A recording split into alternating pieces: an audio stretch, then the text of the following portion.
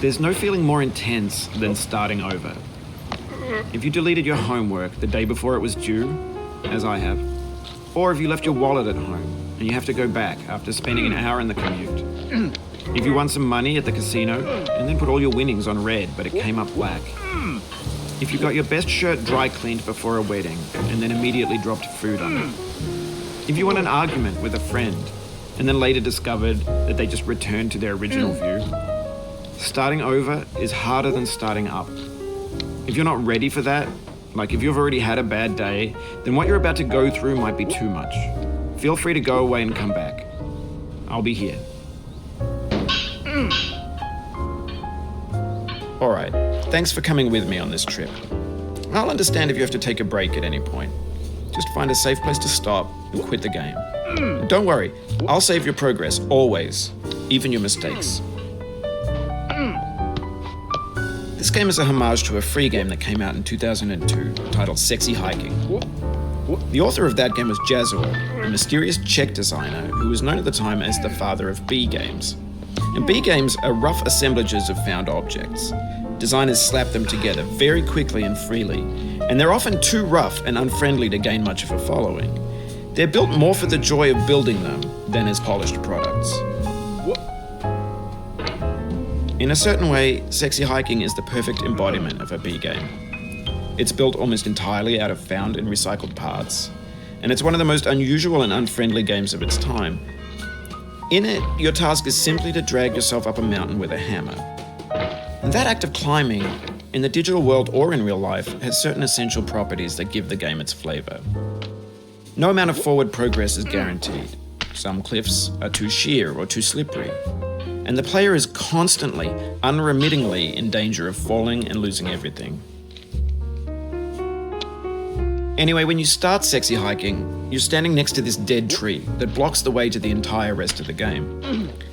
It might take you an hour to get over that tree, and a lot of people never got past it. You prod and you poke at it, exploring the limits of your reach and your strength, trying to find a way up and over. And there's a sense of truth in that lack of compromise.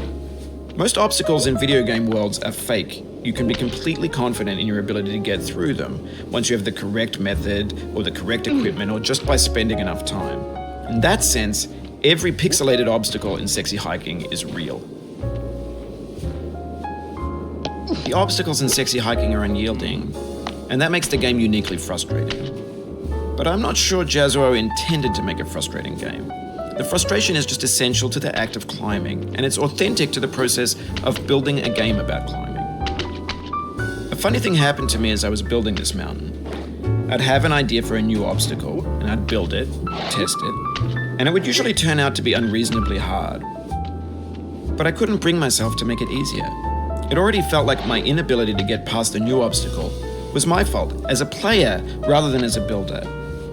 Imaginary mountains build themselves from our efforts to climb them, and it's our repeated attempts to reach the summit that turns those mountains into something real.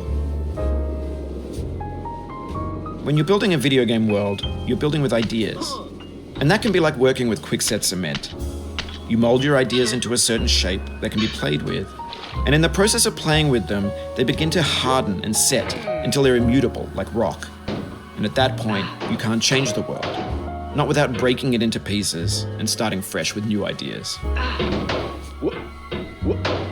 For years now, people have been predicting that games would soon be made out of prefabricated objects, bought in a store and assembled into a world. And for the most part, that hasn't happened, because the objects in the stores are trash. I don't mean they look bad or that they're badly made, although a lot of them are. I mean they're trash in the way that food becomes trash as soon as you put it in the sink. Things are made to be consumed and used in a certain context, and once the moment is gone, they transform into garbage. In the context of technology, those moments pass by in seconds. Over time, we've poured more and more refuse into this vast digital landfill that we call the internet. It now vastly outnumbers and outweighs